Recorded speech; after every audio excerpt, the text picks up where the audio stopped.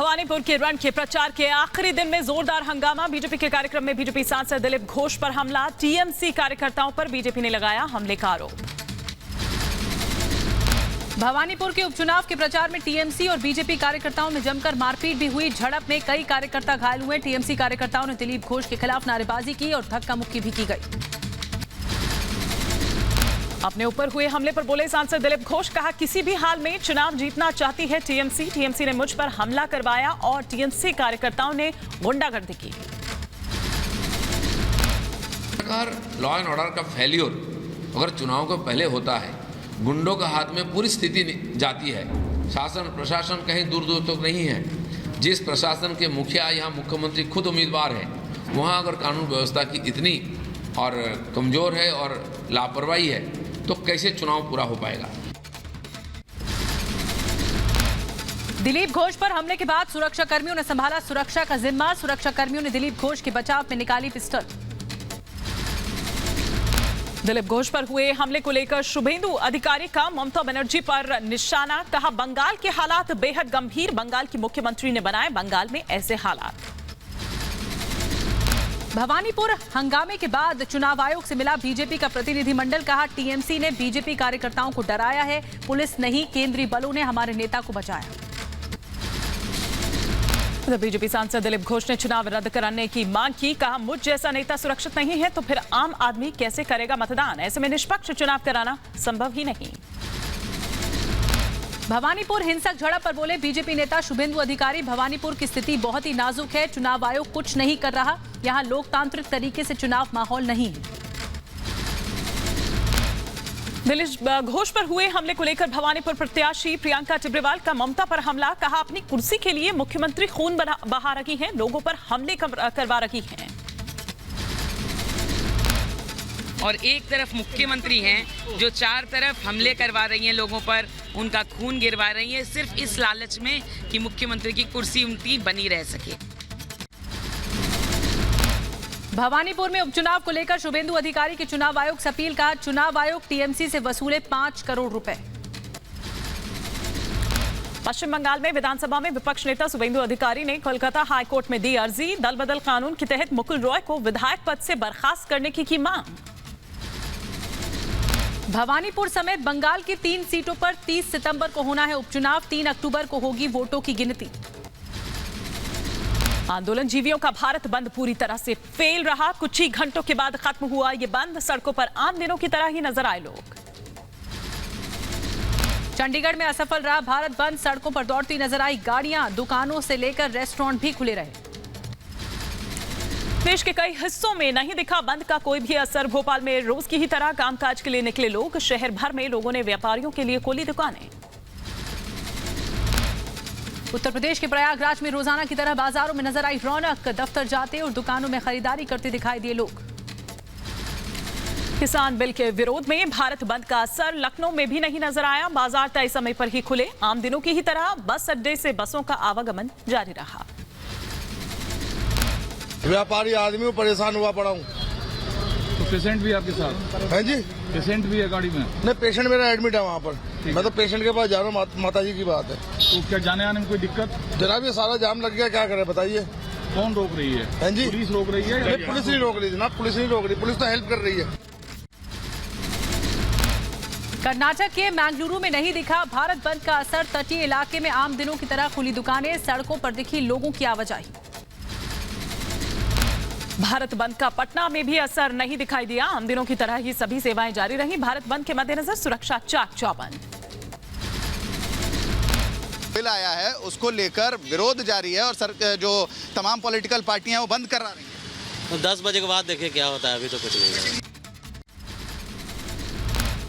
Traffic पर भी नहीं पड़ा प्रदर्शन का ज्यादा असर। 2 घंटे के इंतजार के बाद ही करीब 12 बजे खुला दिल्ली गुरुग्राम बॉर्डर। लोगों को दफ्तर जाने में हुई थोड़ी परेशानी।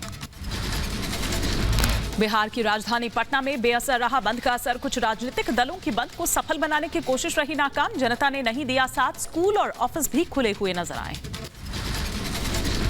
गाजीपुर बॉर्डर में प्रदर्शन कर रहे किसानों के बीच पहुंचे कांग्रेस नेता और डीपीसीसी अध्यक्ष अनिल चौधरी। किसानों ने गैर राजनीतिक प्रदर्शन बताते हुए अनिल चौधरी को धरना स्थल से जाने को कहा। भारतीय किसान यूनियन के प्रवक्ता राकेश टिकैत ने कहा कि भारत बंद पूरी तरह से सफल रहा। आगे की रणनीति संयुक्त किसान मोर्चा तय करेगा। रिपब्लिक भारत से एक्सक्लूसिव बातचीत में बोले किसान नेता राकेश टिकैत, कहा बिना शर्त सरकार करे बातचीत से निकलेगा आंदोलन का हल। हमने उनको चिट्ठी भेजी कि भाई बातचीत का रास्ता खोल लो और हम बातचीत करना चाहते हैं। विदाउट कंडीशन बातचीत करो, कंडीशन लगा कर नहीं। संयुक्त किसान मोर्चा ने भारत बंद पर दी प्रतिक्रिया, कहा शांतिपूर्ण रहा प्रदर्शन, कहीं नहीं घटी कोई अप्रिय घटना। आज किसानों का भारत बंद आंदोलन, कांग्रेस, आप, सपा, बसपा समेत 12 विपक्षी पार्टियों का भारत बंद को समर्थन मिला। पंजाब के बरनाला में प्रदर्शनकारियों का रेल रोको अभियान, बैनर्स पोस्टर्स लेकर रेलवे ट्रैक पर प्रदर्शनकारियों ने किया धरना प्रदर्शन, केंद्र से की कृषि कानूनों को वापस लेने की मांग। भारत बंद का विपक्षी पार्टियों ने समर्थन किया। पुणे में आप, कांग्रेस, एनसीपी और शिवसेना कार्यकर्ताओं ने किया कृषि कानूनों के खिलाफ विरोध प्रदर्शन। चेन्नई में लेफ्ट पार्टियों ने केंद्र सरकार के खिलाफ किया प्रदर्शन, प्रदर्शनकारियों को पुलिस ने हिरासत में लिया। भारत बंद को आरजेडी ने दिया समर्थन, बिहार के आरा में बड़ी संख्या में सड़कों पर उतरे आरजेडी कार्यकर्ता, सरकार के खिलाफ की नारेबाजी। महाराष्ट्र के औरंगाबाद में एनसीपी नेता जयंत पाटिल ने भारत बंद का किया समर्थन, कार्यकर्ताओं के साथ हाथ पर काली बत्ती बांधकर जताया विरोध। बेंगलुरु के टाउन हॉल में भारत बंद को लेकर विरोध प्रदर्शन, प्रदर्शनकारियों ने टाउन हॉल से किया मार्च। पटना में जबरन बंद करवाई गई दुकानें, हाथों में डंडे लेकर कुछ लोगों ने दुकानदारों से लेकर ऑटो चालकों तक को भगाया, दफ्तर जाने वाले लोगों को भी रोका गया। उत्तर प्रदेश के सहारनपुर में किसानों ने गागल हेड़ी टोल प्लाजा को बंद कर दिया, ट्रैक्टर ट्रॉली लगाकर टोल प्लाजा का रास्ता बंद किया गया। महाराष्ट्र के नांदेड़ में भारत बंद के समर्थन में प्रदर्शन, कुछ राजनीतिक दलों ने किया किसानों का समर्थन, दुकानें और दफ्तर करवाए गए बंद। बिहार के मुजफ्फरपुर में बंद के नाम पर आरजेडी की सियासत, आरजेडी कार्यकर्ताओं ने एनएच जाम कर की आगजनी, सरकार के खिलाफ की नारेबाजी।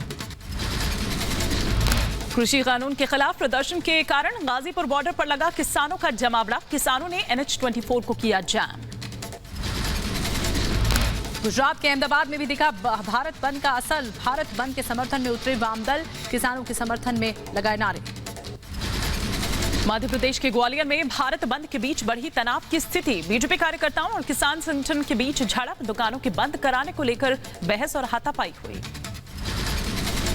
आंध्र प्रदेश के विजयवाड़ा में कृषि कानूनों के खिलाफ विरोध, किसानों के साथ ट्रेड यूनियन ने किया भारत बंद का समर्थन। उत्तर प्रदेश के मुरादाबाद लखनऊ हाईवे पर लगा भीषण जाम, किसानों के बेअसर बंद से परेशान आम जनता, गाड़ियों की लंबी कतारें नजर आई। बिहार के हाजीपुर में भारत बंद का आरजेडी का समर्थन, आरजेडी कार्यकर्ताओं ने गांधी सेतु मार्ग किया जाम, प्रदर्शन के दौरान की आगजनी। किसानों के ट्रैक पर बैठने की वजह से दिल्ली, अंबाला और फिरोजपुर में रेल परिचालन प्रभावित, अंबाला और फिरोजपुर मंडल में करीब 25 ट्रेनें प्रभावित। पंजाब के बाद हरियाणा में रोकी गई ट्रेन, बहादुरगढ़ में रेलवे स्टेशन घेरकर पटरियों पर बैठ गए किसान।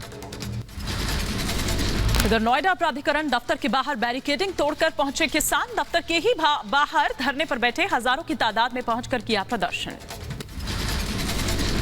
किसानों के भारत बंद से आम जनता परेशान हुई, हरियाणा के पलवल में हाईवे बंद होने के कारण जाम में घंटों फंसी रही एम्बुलेंस। किसान बंद को लेकर मेरठ के शिवाय टोल प्लाजा के पास लगा लंबा जाम, लोगों को परेशानियों का सामना करना पड़ा। किसानों का भारत बंद, पंजाब के दसिया में चंडीगढ़ पठानकोट हाईवे किसान ने किया बंद, लोगों को हुई भारी परेशानी। किसान आंदोलन के चलते आंध्र प्रदेश सरकार ने रोका था बसों का परिचालन, 26 सितंबर की आधी रात से आज दोपहर तक बंद रही थी APSRTC की बसें। भारत बंद को लेकर उत्तर रेलवे ने दी जानकारी, दिल्ली, अंबाला, फिरोजपुर मंडलों प्रभावित हुआ रेलवे का परिचालन। यहां पर दिल्ली के अलग अलग करीब 20 रेलवे ट्रैक पर बैठे रहे किसान, अंबाला और फिरोजपुर मंडल के करीब 25 जगह प्रभावित हुई। भारत बंद पर बोले उत्तर प्रदेश के कानून मंत्री ब्रजेश पाठक, कहा विपक्षी दलों ने पूरी ताकत लगा दी, लेकिन किसान बीजेपी के साथ है, बंद पूरी तरह से फेल है। आप देख रहे होंगे कि सड़कों पर यातायात सामान्य है, सभी दुकानें खुली हैं, बंद का कोई असर नहीं है। सभी विपक्षी दलों ने पूरी ताकत लगाई हुई है, लेकिन जनता का आशीर्वाद भारतीय जनता पार्टी सरकार के साथ है, आदरणीय योगी जी के साथ है और पूरी तरह से बंद फेल साबित हुआ है। संयुक्त मोर्चा किसान के भारत बंद को लेकर केंद्रीय मंत्री का नकवी का बयान। सरकार ने किसानों के लिए कभी नहीं लगाया नो एंट्री का बोर्ड। हमारी सरकार ने किसानों से हमेशा बातचीत का रास्ता अपनाया है। बीजेपी नेता विश्वास सारंग ने जिन्ना को लेकर ओवैसी पर साधा निशाना। कहा, जिन्ना की जीवनी पढ़कर ओवैसी जिन्ना बनने की कर रहे हैं कोशिश। विध्वंस की राजनीति चाहते हैं ओवैसी। देखिए, हमारी सरकार तो हर समय किसान हितैषी रही है। हमारी सरकार ने तो हर समय किसानों के हित की बात की है। हमारी सरकार ने तो हर समय किसान की खेती फायदे का धंधा बने इसकी कोशिश की है और हमसे तो किसान पूरी तरह खुश हैं। भारत बंद पर किसानों के समर्थन में दिल्ली के सीएम केजरीवाल किसानों की मांगों को ठहराया सही। कहा, किसानों की सभी मांगे जायज हैं। किसानों की भारत बंद के आह्वान पर कांग्रेस नेता राहुल गांधी ने किया ट्वीट। लिखा, किसानों का अहिंसक सत्याग्रह आज भी अखंड, लेकिन शोषणकार सरकार को नहीं है ये पसंद। भारत बंद को समाजवादी पार्टी का समर्थन। अखिलेश यादव ने ट्वीट करके कहा कि बीजेपी के अंदर टूट का कारण बन रहा किसान आंदोलन। पंजाब के मुख्यमंत्री चरणजीत सिंह चन्नी की किसानों को लेकर केंद्र सरकार की अपील। कहा, 3 कृषि कानूनों को वापस ले सरकार। 1 साल से किसान अपने अधिकार के लिए कर रहे हैं संघर्ष। सुनी जाए उनकी आवाज। भारतीय किसान यूनियन के राष्ट्रीय अध्यक्ष ठाकुर भानु प्रताप सिंह ने किया बंद का विरोध, भारत बंद का विरोध। कहा, टिकैत अपनी कंपनी भारत बंद कर अपनी गलत गतिविधियों को आगे बढ़ा रहे हैं। बंद से अर्थव्यवस्था होगी खराब। उत्तर प्रदेश के मुजफ्फरनगर के किसानों से रिपब्लिक भारत ने की बात। मुजफ्फरनगर के किसानों ने राकेश टिकैत का किया विरोध। कहा, राकेश टिकैत किसान नहीं नेता हैं। पटना में नए कृषि कानूनों के खिलाफ भारत बंद में शामिल लोगों को कानूनों का नहीं ज्ञान। रिपब्लिक भारत के सवाल पूछने पर प्रदर्शनकारी नहीं बता पाए क्या है कृषि कानून। सड़कों पर नहीं, अभी भी खेतों में ही मौजूद हैं असली किसान। रिपब्लिक भारत से किसानों ने बातचीत में कहा, धमकी नहीं, बैठकर बात करें। किसानों को बदनाम कर रहे हैं टिकैत।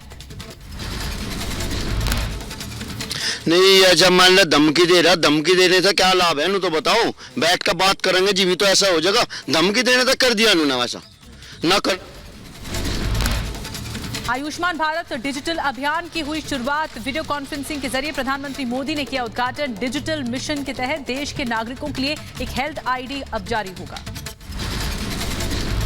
आयुष्मान डिजिटल मिशन का उद्घाटन कर बोले PM Modi, Ayushman digital mission से स्वास्थ्य क्षेत्र में क्रांतिकारी बदलाव आएंगे। गरीबों के इलाज के लिए होने वाली जो परेशानी है वो भी दूर होगी।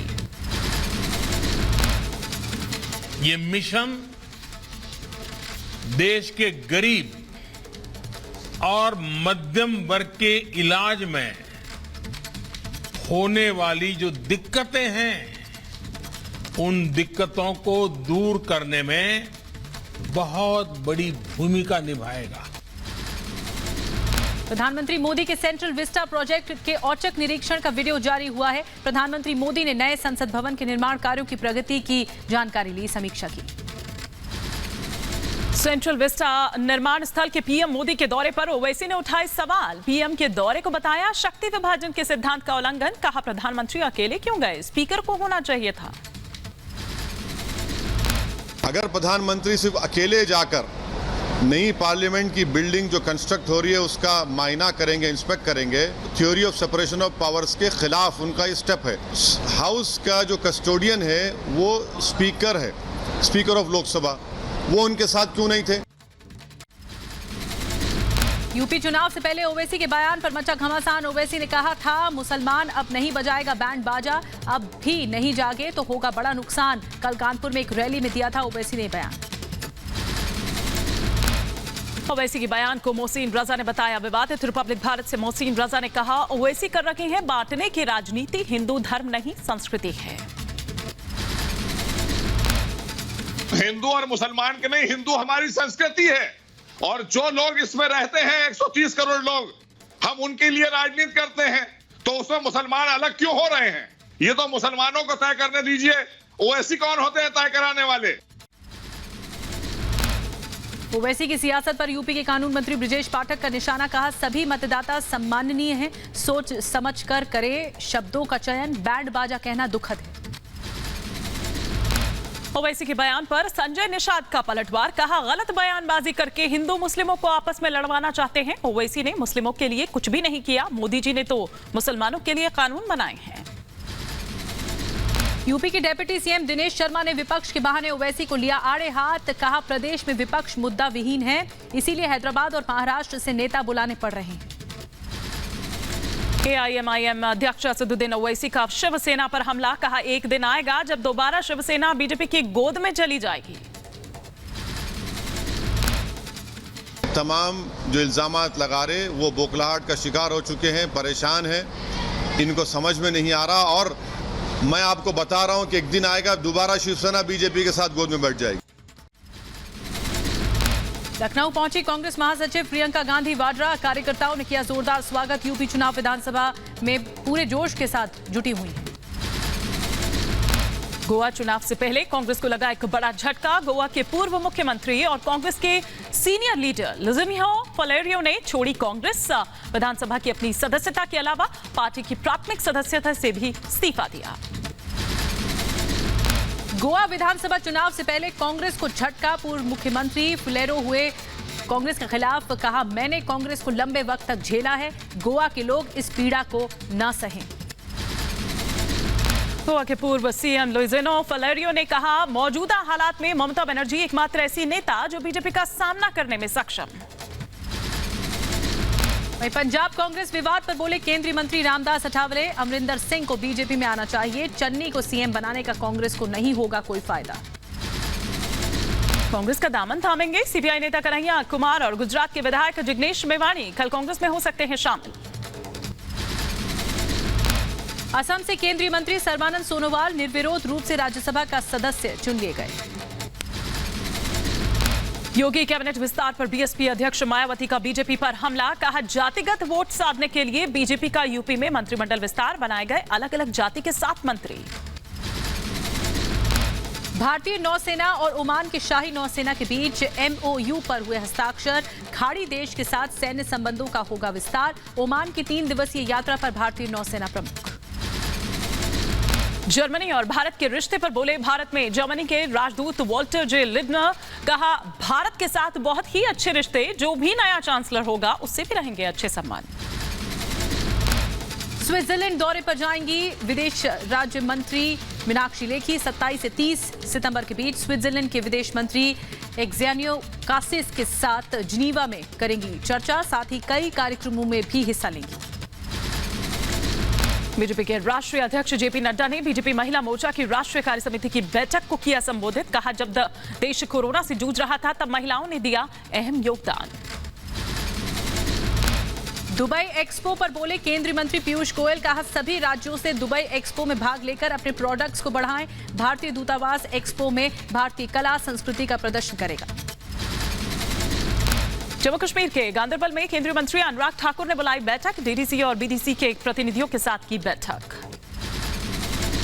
जम्मू कश्मीर के दौरे पर केंद्रीय मंत्री अनुराग ठाकुर गांदरबल के माता खीर भवानी मंदिर में की पूजा, मंदिर में किए दर्शन। नए मंत्रिमंडल विस्तार के बाद मुख्यमंत्री योगी ने नए मंत्रियों को बुलाया लोक भवन, सभी मंत्रियों से की शिष्टाचार भेंट, जल्द ही मंत्रियों के विभागों का होगा बंटवारा। यूपी के मंत्री सुरेश राणा ने कहा है कि बसपा और सपा जो 10 साल में मिलकर नहीं कर पाए, वो काम योगी की सरकार ने कर दिखाया है। बीजेपी सांसद वरुण गांधी ने फिर किया किसानों का समर्थन, योगी सरकार को लिखी चिट्ठी, गन्ना का समर्थन मूल्य 4,000 रुपए प्रति क्विंटल किए जाने की मांग। उत्तर प्रदेश के लखनऊ में मुख्यमंत्री योगी आदित्यनाथ के जनता दरबार में अपनी समस्याएं लेकर पहुंचे फरियादी, सीएम योगी ने सुनी लोगों की परेशानियां। उत्तराखंड के बीजेपी प्रभारी दुष्यंत गौतम की फिर फिसली जुबान, राहुल गांधी और अरविंद केजरीवाल पर की अभद्र टिप्पणी, दुष्यंत गौतम के विवादित बयान पर कांग्रेस प्रदेश भर में जलाएगी अब पुतले। कांग्रेस के वरिष्ठ नेता दिग्विजय सिंह ने दिया था विवादित बयान, कहा बच्चों में नफरत भरते हैं सरस्वती शिशु मंदिर। राष्ट्रीय बाल अधिकार संरक्षण आयोग ने इसकी तरफ से कांग्रेस नेता दिग्विजय सिंह को मिला नोटिस, सरस्वती शिशु मंदिर के छात्रों पर की थी विवादित टिप्पणी, बाल आयोग ने डीजीपी से केस दर्ज करने की मांग। 2023 के चुनाव को लेकर कर्नाटक के पूर्व सीएम कुमारस्वामी का बयान। 2023 के विधानसभा चुनाव कर्नाटक के नए युग की शुरुआत करेंगे। कन्नड़ लोगों की पार्टी सत्ता में आएगी। फारूक अब्दुल्ला के खिलाफ जम्मू में बजरंग दल का प्रदर्शन। तालिबान के समर्थन में फारूक अब्दुल्ला ने दिया था बयान। तालिबान के खोखले दावे की पोल खुल गई। अभी भी आजाद है पंजशीर घाटी। घाटी के चप्पे चप्पे पर तैनात है नेशनल रेजिस्टेंस फ्रंट के जवान। पंजशीर की घाटी से एनआरएफ के लड़ाकों की तालिबान को टक्कर देने की तैयारी। तालिबानी आतंकियों के घुसने पर देंगे मुंह तोड़ जवाब। वहीं पंजशीर की घाटी से नॉर्दर्न अलायंस के कमांडर के साथ लड़ाकों की तस्वीर भी सामने आई। जंग पर मंथन के साथ चाय बिस्किट का आनंद लेते हुए नजर आ रहे हैं एनआरएफ की टुकड़ी।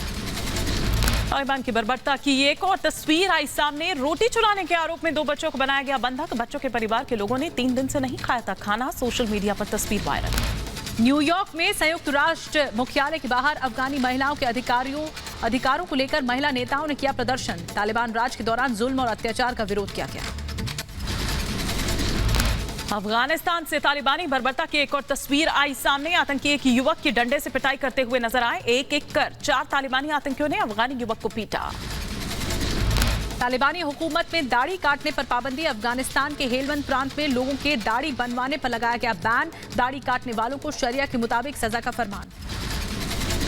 तालिबान एक के बाद एक थोप रहा है। अफगानिस्तान के नागरिकों पर फरमान। हेयर सलून में भीतर और आसपास गाने बजाने पर पाबंदी। अफगानिस्तान के गजनी में बंधक बने शख्स को छुड़ाया गया। गजनी शहर में चल रहे संघर्ष के बीच अपहरणकर्ताओं ने बचाया, जिसमें अपहरणकर्ता की मौत और 2 तालिबानी घायल हो गए। अमेरिका के नेशविल में अफगानी नागरिकों का प्रदर्शन। तालिबान के विरोध में नारे लगा के फिर से गर्ल्स स्कूल खोलने की मांग की गई। नॉर्दर्न अलायंस के समर्थन की घोषणा की। पीओके में पाकिस्तान के विदेश मंत्री शाह महमूद कुरैशी के खिलाफ नारेबाजी। कुरैशी के दौरे पर पीओके कार्यकर्ताओं ने किया प्रदर्शन। वापस जाने के लगाए नारे।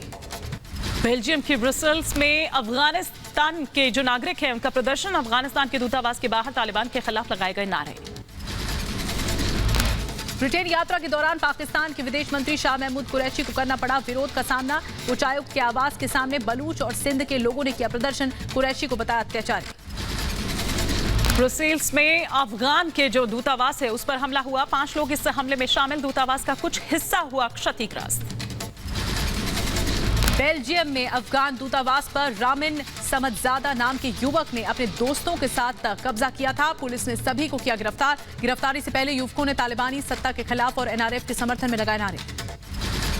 अमेरिकी राष्ट्रपति जो बाइडेन की तालिबान को चेतावनी। कहा, तालिबान की हर हरकत पर है हमारी निगाह। तालिबानी शरिया कानून है मानवाधिकार का उल्लंघन। तालिबान के हाथों में यूएस आर्मी के हथियार देखकर परेशान हुआ रूस। कहा, अपने हथियार छोड़कर जाने से पहले अमेरिका ने कुछ तो सोचा होता। अफगानिस्तान के पूर्व राष्ट्रपति अशरफ गनी का फेसबुक अकाउंट हुआ हैक। खुद अशरफ गनी ने ट्वीट कर फेसबुक हैक होने की दी सूचना।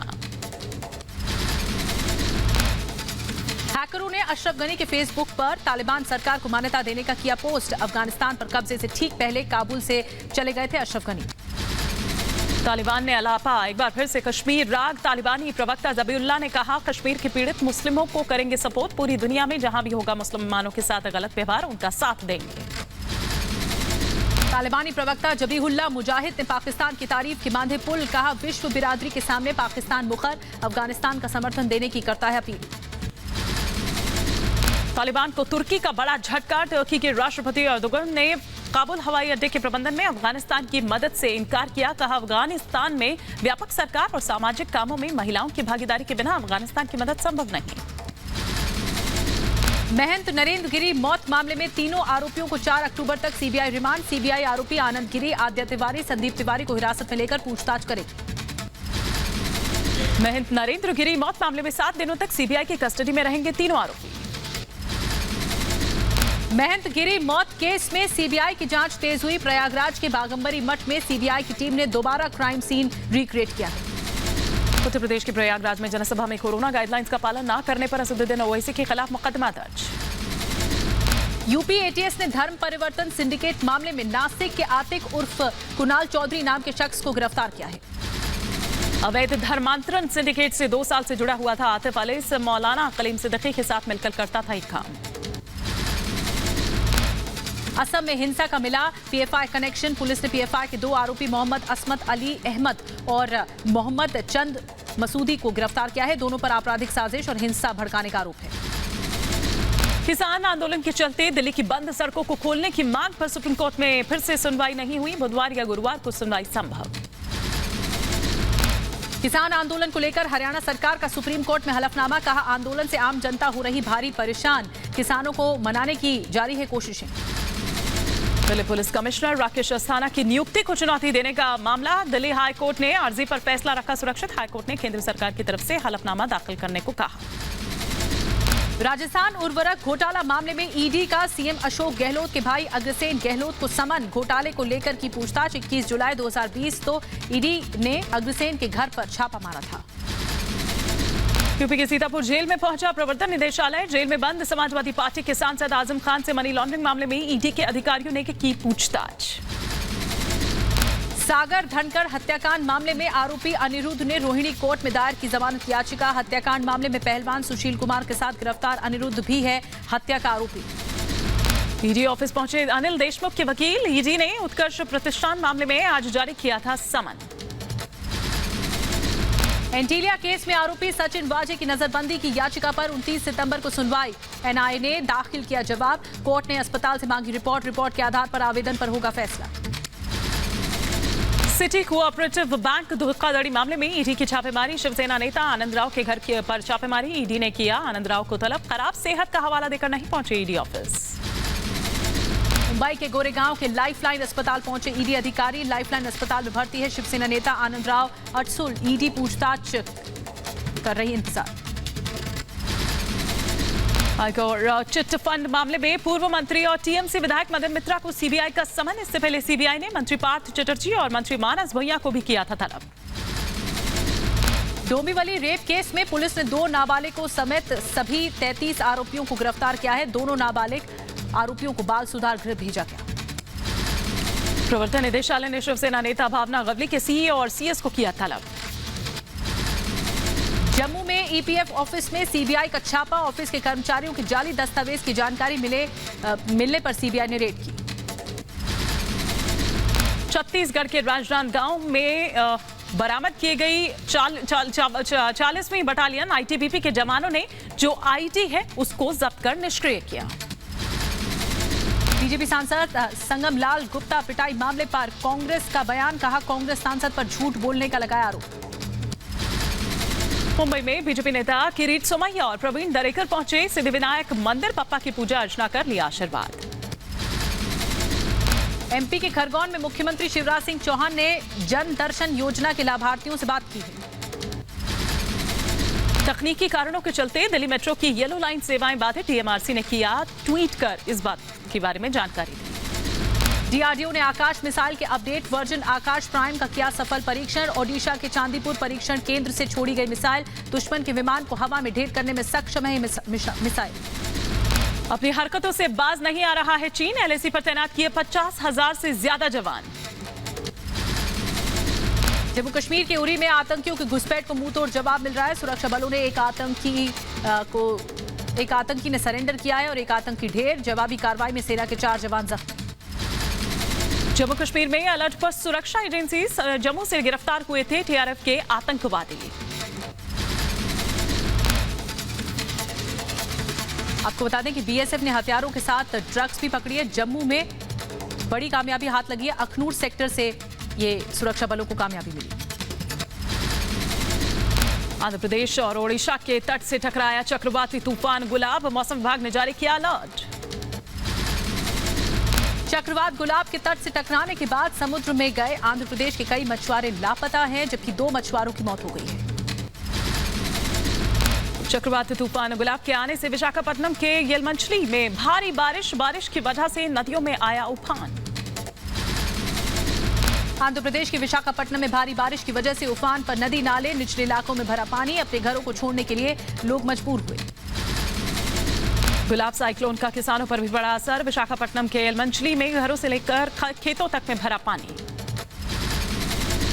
आंध्र प्रदेश के विशाखापट्टनम में तूफानी बारिश की वजह से सड़कें बनी दरिया। दुकानों से लेकर घरों तक घुसा पानी। विजयवाड़ा में आसमानी आफत से हाल बेहाल। सड़कों पर जलभराव की वजह से लोगों का घरों से निकलना हुआ दूभर।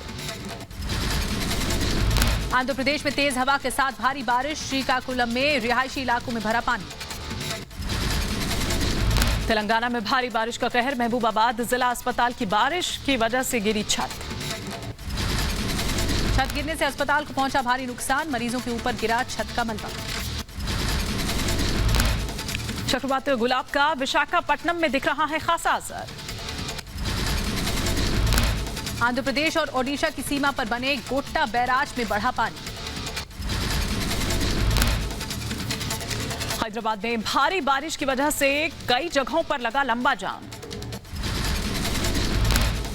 मौसम विभाग ने जारी किया अलर्ट, अगले 2 दिन में दक्षिण बंगाल में भारी बारिश की जताई चेतावनी। देश में कोरोना के 26,041 नए मामले दर्ज किए गए। पिछले 24 घंटे में 276 कोरोना मरीजों ने गंवाई जान। देश में युद्ध स्तर पर जारी कोरोना के खिलाफ जंग। केरल में कोरोना की डरावनी रफ्तार से दहशत। पिछले 24 घंटे में कोरोना के 15,951 नए मामले दर्ज किए गए। राजस्थान के जयपुर में कक्षा 1 से कक्षा 5 के स्कूल एक बार फिर खुले हैं। उत्तर प्रदेश के सीतापुर में जिला अस्पताल की खस्ता हालत से परेशान मरीज और उनके तीमानदार। यूपी के अंबेडकर नगर में राजकीय स्कूल का हाल बेहाल है, बिजली नहीं होने के कारण छात्र गर्मी से परेशान।